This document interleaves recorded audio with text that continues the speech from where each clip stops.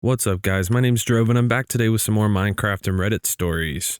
First one is from r/confession. My neighbors are a horror show, and I can't stop eavesdropping on them. My neighbors are absolutely toxic, and I like to listen to them argue. I know it's creepy and weird, and I shouldn't, but yeah, I'm that nosy neighbor that knows all your business. It's wrong, but I still do it. My neighbors are fantastic entertainment. There, I said it. Let's call them Jeff and Jen. Jeff and Jen are the trashiest, most trailer park stereotypical, drug-abusing, daily drama morons you could hope to meet in West Bumlick, Alabama. But here's the kicker. Our neighbor is in a pretty affluent suburb and high cost of living area. Jeff and Jen rent an in-law apartment over my neighbor's 3-car garage that abuts my backyard. There's a thin screen of trees between their yard and mine. It's enough that we can't see each other, but I can hear everything they talk about. Mostly because they spend roughly 20 hours a day drinking and doing God knows what substances outside, and they don't seem to be capable of conversing for more than 20 minutes without screaming at each other. I used to hate it. I tried calling the cops a few times for disturbing the peace when they were having one of their classic 2 a.m. Saturday blowouts. But I kept getting told there wasn't much they could do about it since no actual domestic violence was involved. Jeff and Jen knew who had called the cops. It was pretty obvious in retrospect, so they sent their dog over to... Jeff and Jen knew who would call the cops. It was pretty obvious in retrospect, so they sent their dog over to shit in my yard while I was at work. Nice folks. So I just decided to embrace the chaos and grew to enjoy it. It became nightly entertainment. The weekends were always particularly good quality because there were side characters involved. When I hear it starting up, I crack a beer and go out and sit on my back deck to enjoy the show. It's never boring. This person's living in Trailer Park, boys. This past weekend, Jen spent about 3 hours screaming at Jeff about how she was a changed woman. She was turning over a new leaf and wasn't going to take his shit anymore. She wasn't going to believe his lies, and he didn't take her stuff because she came home and caught him nodding off. She was a new, strong, independent woman and didn't need him. Good for you, Queen.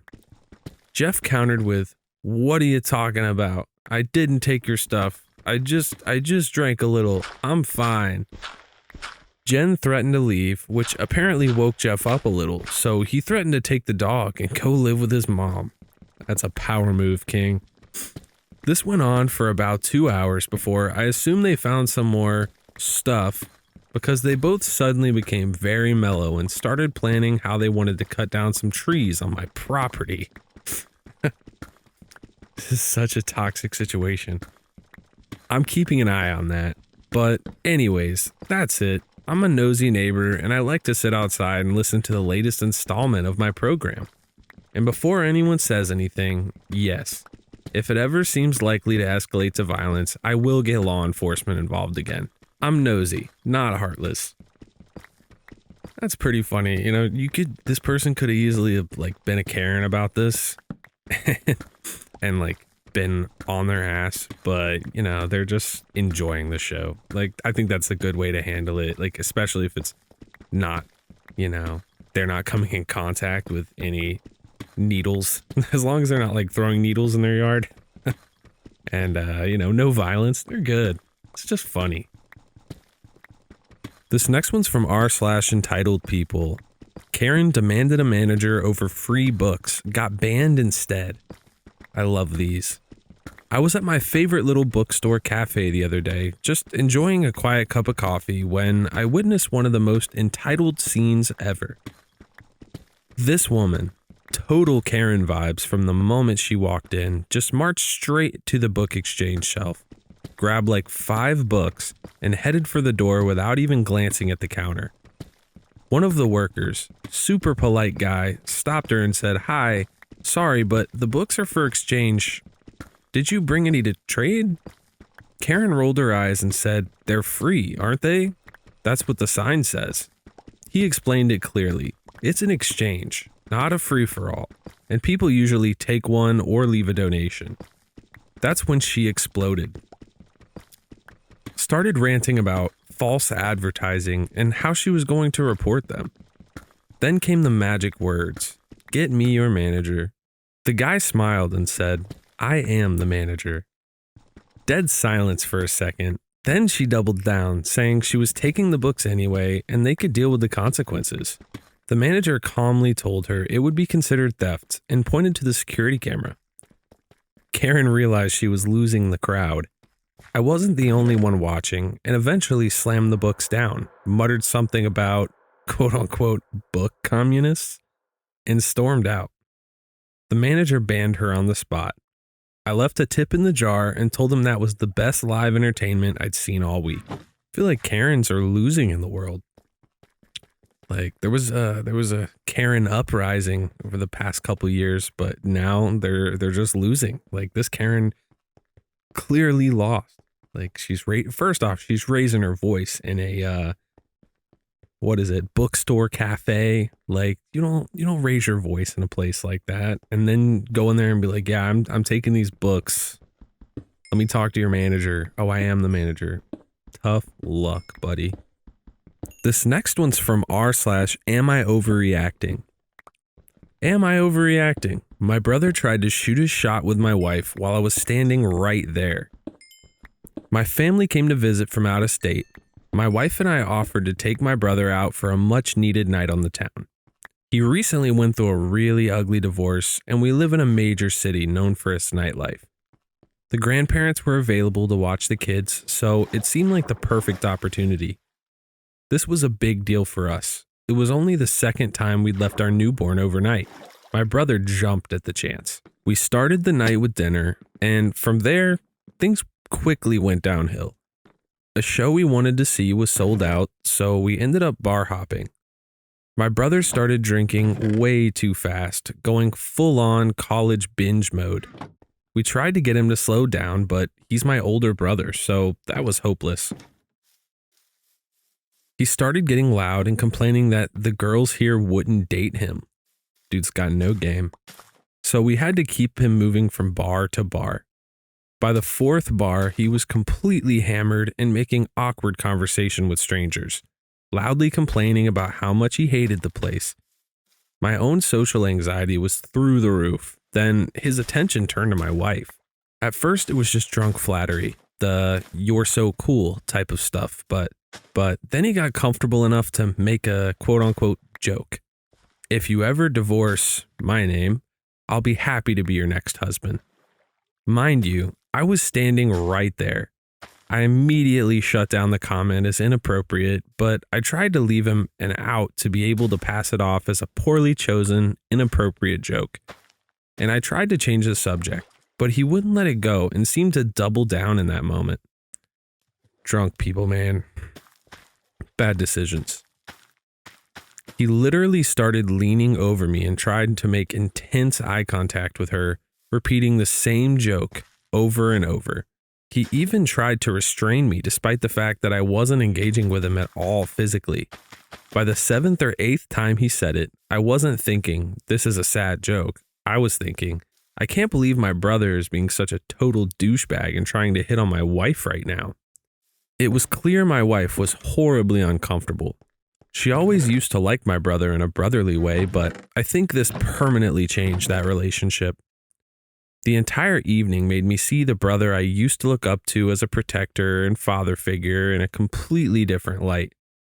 He said so many other careless things throughout the night that led me to realize there's a lot of resentment and jealousy driving this behavior.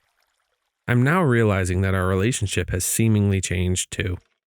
For years, I've kept a distance, what has now grown to a 15-hour distance from my family's codependent and alcoholic dynamic.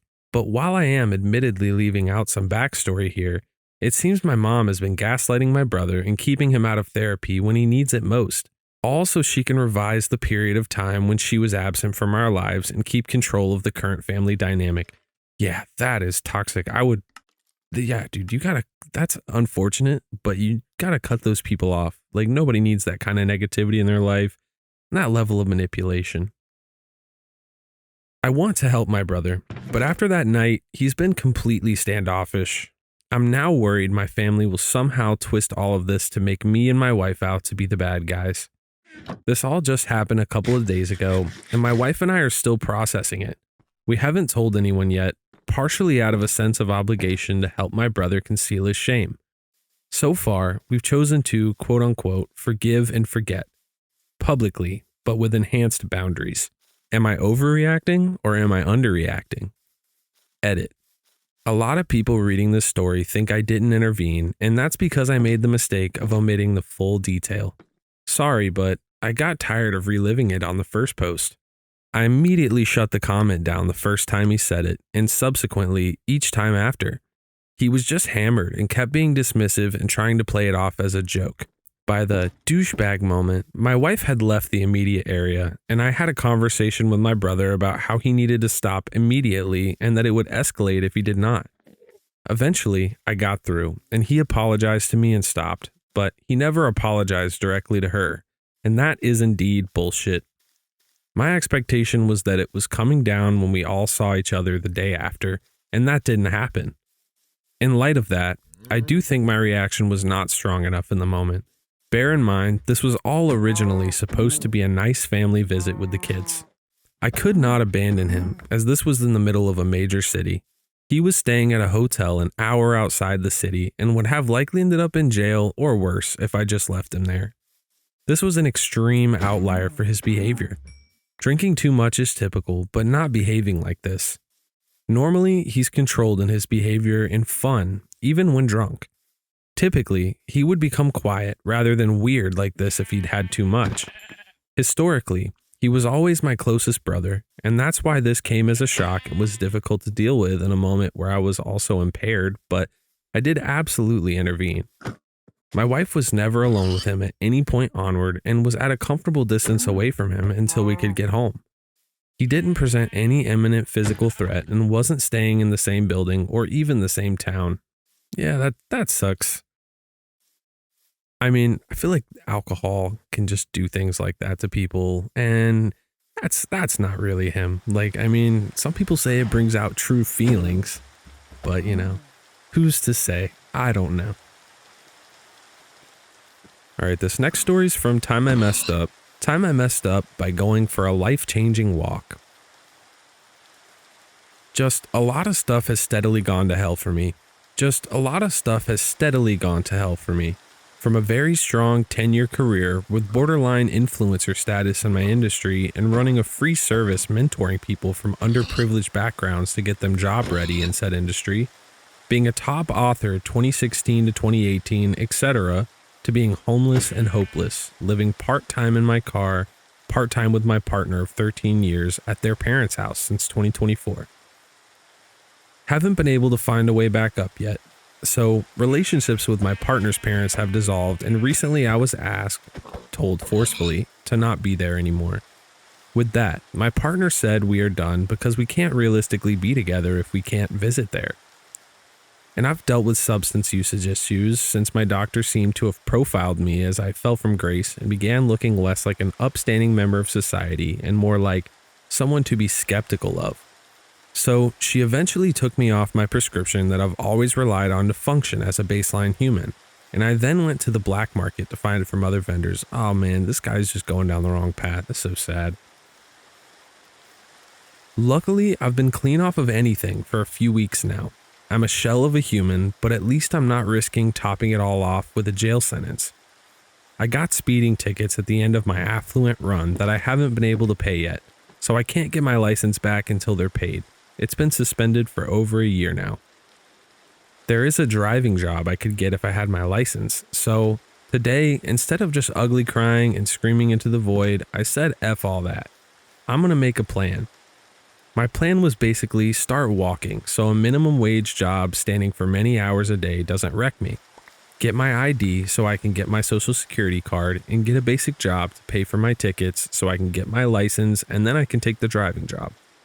It's a good plan. It wouldn't be the income I used to have, wouldn't be glamorous, but damn it, it would allow me to rebuild my life a bit. Hot food, pillow, a roof over my head. Basic comforts that some might say we should never be deprived of in the first place, but whatever. That's a different story. Time I messed up, being born into capitalism with no guarantee for money but not guaranteed death without it. So I'm sitting there and I have my list. The 10 steps that will change my life and allow me to live to see 2026. And I look up and there's the road, and I'm hyped. I'm so done with this starving, begging, self-loathing shit. There's the road, and walking is on my list. Just do it. Don't wait. Start now. Prove that you're going to do this. So I go, and I'm barefoot. No big deal. It's Texas, 90 degrees out. Finding shoes would have been a reason not to do it. It could have zapped my motivation. Just an excuse to fail at such a simple thing. My feet will feel the heat, but it's not excruciating. It's just like any time I ever walk to check the mail, barefoot. Whatever. I get about a block and a half, and something isn't right. My feet are not okay. I underestimated the heat of the road, so I turn back and try walking in the grass, and I immediately get several stickers. So I go back to the road. Just ouch. So much ouch. I finally get back to my car. My feet feel super burnt, but also crunchy. I don't know how to explain it. I sit down and look at them. They're melted. They're blistered as hell. They're maroon colored. They're messed up. So this was supposed to be my Rocky Balboa moment. This was inspirational music in the background, the beginning of my rise to the top. But instead, I have my feet propped up, excruciatingly painful, and every other item on my rebuild my life list postponed because they all require walking and I can't put any pressure on my feet. Yeah, I don't know. That kind of sucks. If you could just find something to put on your feet, somehow, Goodwill. It's like you can go in there into like a thrift shop and get shoes for like $1. Anything like that. And then you can tackle the rest of your list, You can get there. Next up, r/entitled people. She let her kid drive the mall train, the actual train. Our mall has a little kiddie train that loops around the atrium. Staff operate it safely. Kids ride, wave, everyone claps. The controls are behind a little booth. The one that's not for children. This one mom, dressed like she's late for brunch with the Real Housewives, starts demanding that her son get the full experience. When the teen staff politely says, "Sorry, kids can't drive," she said, "He's advanced. He's been using my Tesla since he was 3. Okay, buddy. Ma'am, it's not a Tesla. She waits until the staff turns up to help another kid board. Then she hoists her 6-year-old over the gate and into the driver's seat. Kid grabs the lever, hits it. The train lurches forward. No kids are fully boarded and begins dragging the rest of the cars behind it. One half loaded with screaming toddlers. It scrapes a kiosk, knocks over a trash can, and narrowly misses an elderly woman. Wow, this is an entitled person. That's like insanely entitled. My kid's advanced. He drives my Tesla. Like, who are you? Security tackles the controls and stops the train. She starts screaming, saying, "You're traumatizing my child. He was doing just fine until you interfered." Ma'am, he almost drove into Sephora. The cops were called. Nobody was injured, thank God. She was banned from the mall and escorted out as she shouted about how boys should be encouraged to be engineers. I mean, go off. Yeah, boys should be encouraged to be engineers, but not at the stake of, an elderly person's life, children's lives, people in Sephora. Like, come on. Hello? Okay, here's one from r/story. I found out my dad had a second family at my sister's graduation party. This happened 3 years ago, and it still plays in my head like a movie I didn't ask to be cast in. My younger sister was graduating high school, and we were throwing her a party in our backyard. Nothing fancy, just friends, family, neighbors, barbecue, fold-out tables, the usual. My parents were still together at the time, though things had been tense for a while. I figured it was just regular marriage stuff. They didn't fight, but they also didn't really talk much. Around halfway through the party, a woman shows up with 2 teenage kids. No one recognized her. She wasn't dressed like a neighbor, didn't bring a gift. Wait, pause. What does a neighbor dress like? What? And didn't say much. Just stood in the back, kind of watching. At first, I thought maybe she was a friend of a friend, but then I noticed my dad go completely still when he saw her. He dropped the burger he was holding, literally dropped it on the grill. They made eye contact for maybe 2 seconds, then he turned away and walked inside. I followed him, thinking maybe he was having a heat stroke or something, but when I asked him what was going on, he just said, "Don't worry about it." 10 minutes later, the woman left, quietly. No scene, no conversation, just gone. That night, I asked my mom about it. She paused, looked at me, and said, I was wondering if she'd show up eventually. Turns out my dad had been seeing her for almost 15 years. She lived one town over. They had 2 kids together. My mom found out years ago, but chose to stay for the sake of appearances and because, in her words, the damage was already done. I felt like the air got sucked out of the room. My entire childhood, every family holiday, every car ride, all of it suddenly felt staged. Like I'd been living in someone else's script without realizing it.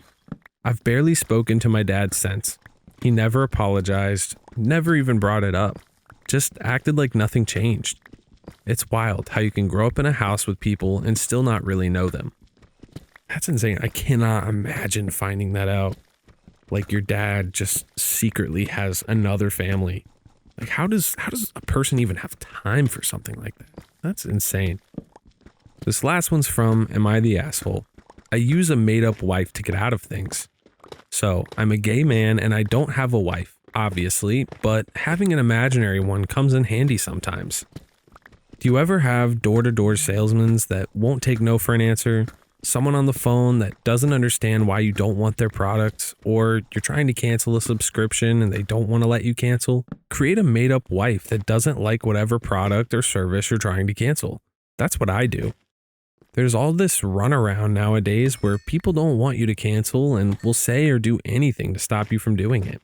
So I just started telling them, my wife told me I have to cancel this, or my wife doesn't like the product and that she's not available to talk on the phone.